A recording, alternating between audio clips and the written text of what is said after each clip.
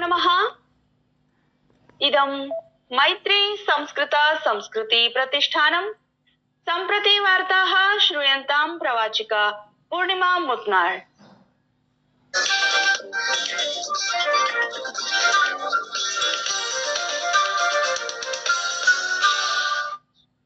उत्तर प्रदेशस्य मुख्यमंत्री योगी आदित्यनाथः असम राज्ये राज्यप्रत्याशिनः दीपक कुमार दासस्य समर्थनार्थं जनसभां सम्बोध्य कांग्रेस एआईयूडीएफ दलयोः तीव्रं प्रहारं कृतवान्।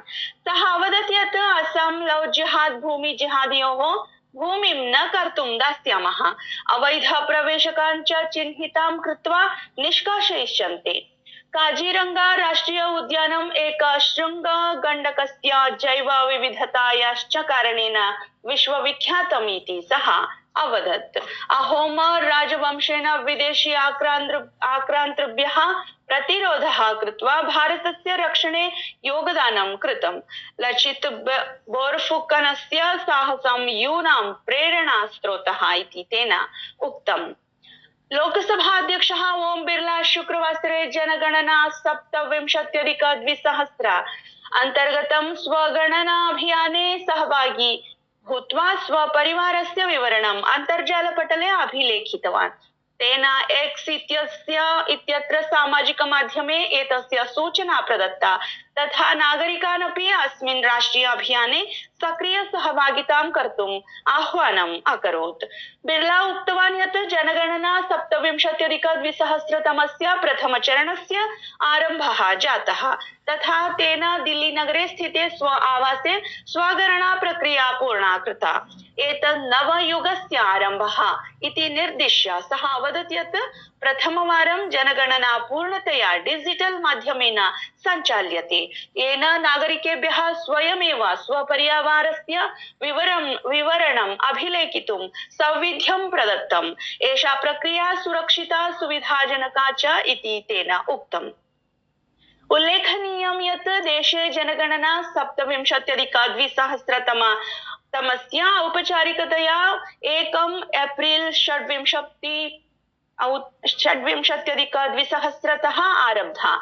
अस्य अभियानस्य शुभारम्भः राष्ट्रपतिः द्रौपदी मुर्मुः स्वगणनां कृत्वा अकरोत्। अनन्तरम् उपराष्ट्रपतिः सीपी राधाकृष्णन् वर्यः, प्रधानमन्त्री नरेन्द्र मोदी तथा गृहमन्त्री अमित शाह अपि अन्तर्जालमाध्यमेन स्वगणनां पूर्णं कृतवन्तः। केन्द्रीय सर्वकारेण अस्यां वार्तायां जनगणना पूर्णतया डिजिटल रूपेण सञ्चालयितुं निर्णयः कृतः। नागरिकाः आधिकारिक पटलमाध्यमेन स्वयमेव स्वदत्तांशम् अभिलेखितुं शक्नुवन्ति। असम प्रदेशे विधानसभा निर्वाचनाय मध्यक सर्वकार मन्त्री अमित शाहस्य गोलकगञ्जे प्रस्तावितः निर्वाचनसभा शुक्रवासरे हेलिकॉप्टर विमानस्य टेक्निकी दोषात् निरस्ता। सूत्राणि सूचयन्ति यत् अमित शाहः द्विदिवसीयम् असम प्रवासं करोति। शुक्रवासरे तस्य प्रवासस्य द्वितीय दिवसः आसीत्। ह्यः मध्याह्ने तं गोलकगञ्जे जनसभां सम्बोधितुम् आहूतम्, किन्तु हेलिकॉप्टर दोषात् कार्यक्रमः निरस्तः। तथापि अमित शाहः दूरवाणी माध्यमेन जनतां सम्बोधितवान्। राष्ट्रपतिः द्रौपदी मुर्मू राष्ट्रस्य यूनां, विशेषतया जनजातीय क्रीडापटूनां खेल प्रतिभाम् अमूल्य सामाजिक सम्पत्तिं मन्यन्ते स्म। तैः सक्रिय सहभागिता, उत्कृष्टता अर्जनं तथा आत्मविश्वासं विकसयितुं प्रेरिताः। तेन उक्तं यत् ग्रामीणे वनप्रदेशे प्राकृतिक प्रतिभा उचित प्रशिक्षणेन तथा संसाधनेन विकसिते चेत् देशः अन्तर्राष्ट्रीय स्तरे नवकीर्तिं स्थापयितुं सक्षमः। उदाहरणतया ओडिशा क्रीडापटु अंजलि मुंडा खेलो इंडिया जनजातीय खेल 26,200 मध्ये 3 स्वर्णपदकानि अर्जितवती।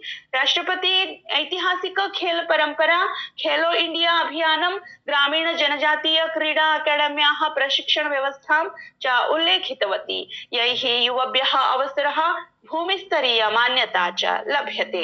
तया उक्तं यत् क्रीडा केवलं मनोरञ्जनं नास्ति, किन्तु सामाजिक समानता, दलभावना, आर्थिक आत्मनिर्भरता च विकसन्ति इति।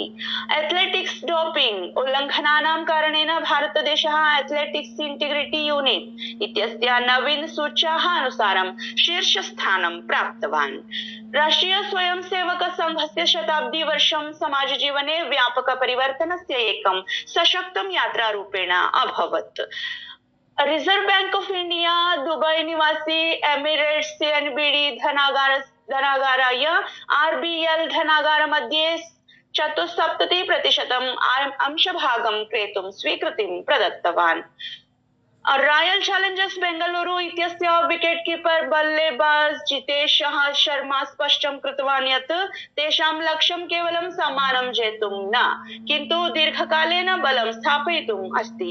आरसीबी पॉडकास्ट मध्ये उक्तवान् यत् गतपर्यायस्य सफलता तेषां दलाय नवीन आरम्भः अस्ति इति वार्ताः। धन्यवादाः।